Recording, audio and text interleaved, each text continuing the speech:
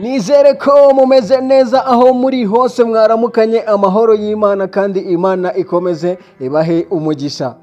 Uyu munsi nanone turakugarukira ku cyamamare. Icyamamare nta wundi ni Israel Mbonyi turagarukaho warayagize igitaramo ku munsi w'ejo kuri Noheli tariki 25 z'ukwezi kwa 12 2024.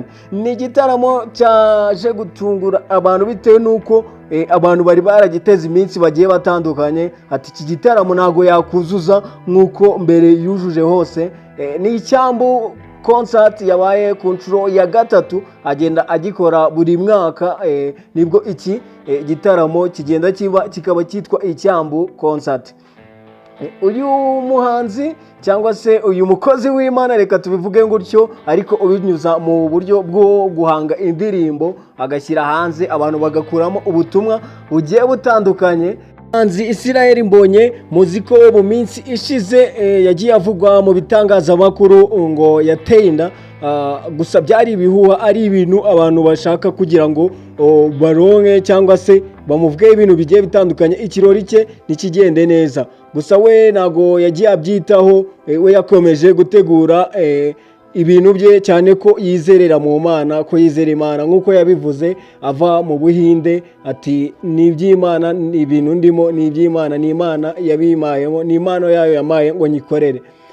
Ni igitaramo cyitabiriwe n'abantu benshi harimo The Ben, Ambasaderi Nduhungirehe Olivier, hazamo na mushikiwe, yajazanye na mushikiwe, avuga Ambasaderi Olivier Nduhungirehe niwe waje azanye na mushikiwe. Urumva ko byari ibintu byiza, ni banabigize n'inkuru kuba yaje muri iki gitaramo, ndetse na The Ben akaba ari umuntu wagiye avugwaho ibintu ko adashigikira ibintu ariko wabonye ko abishigikiye. Nawe ufite igitaramo muri BK Arena ku munsi wo kubunane, ubu niwe uzaba uri gutaramira abantu kuri uyu munsi muri BK Arena. Israel Mbonyi yaraye akoreyemo igitaramo cyitwa icyambu concert ku nshuro ya gatatu. Ni igitaramo cyari giteganyijwe gukorwa saa 12 nibwo isengesho ryagombaga gutangira ariko ryaje gutangira saa 1 zuzuye. Wumva ko hakerewemo isaha imwe ugereranyije n'ibindi bitaramo byagiye bitegurwa, bavuga nka saa 12 ugasanga kibaye nka saa 3 saa 6 gutyo bigiye bitandukanye. Ni igitaramo cyari kiyobowe cyangwa se umusangiza w'amagambo yari Ivan Ingenzi, wo dukunda kwita ngo ni MC mu bitaramo bigiye bitandukanye. Ku isaha saa 1:05 nibwo abacuranzi bambonye binjiye bambaye nk'abarabu, bajya ku byuma byabo ahantu bagiye kubangaringira umuziki. Ku isaha saa 1:39 nibwo Mbonyi yinjiye kuri stage cyangwa se ahantu yari buhagarare aririmba indirimbo cyangwa se yinjiye mu ndirimbo yakunzwe na benshi, harimo abanyakenya cyane cyane nibo bayikunda, Tanzania ndetse n'ahandi hagiye hatandukanye, izwi nka Ninasiri. Ku isaha saa 1:50 yahise ashyiramo indi ndirimbo yitwa Yaratwimanye. Iyo ndirimbo irakomeza abantu bayiririmba, ubabonaga ko abantu nyine ibintu bye nibo babikoraga, wagira ngo igitaramo nibo bari baragiteguye, wagira ngo ni icyabo. Ku isaha saa 2 yaje kuririmba indi ndirimbo yitwa Nzibyo nibwira. Saa 2:07 hakirimo iyo ndirimbo arangije yahise ashyiraho umwanya wo gushimira abantu bitabiriye igitaramo, abantu barenga ibihumbi 10 hariya muri BK Arena. Urumva ko ari abantu benshi cyane bitabiriye kubera ukuntu bakunda uyu muntu kandi yakomeje kugenda aca agahigo. Noneho ku isaha saa 2:13 yasabye akanya ko kuruhuka, MC amuha akanya ajya kuruhuka. Saa 2:20 Mbonyi yagarutse kuri stage.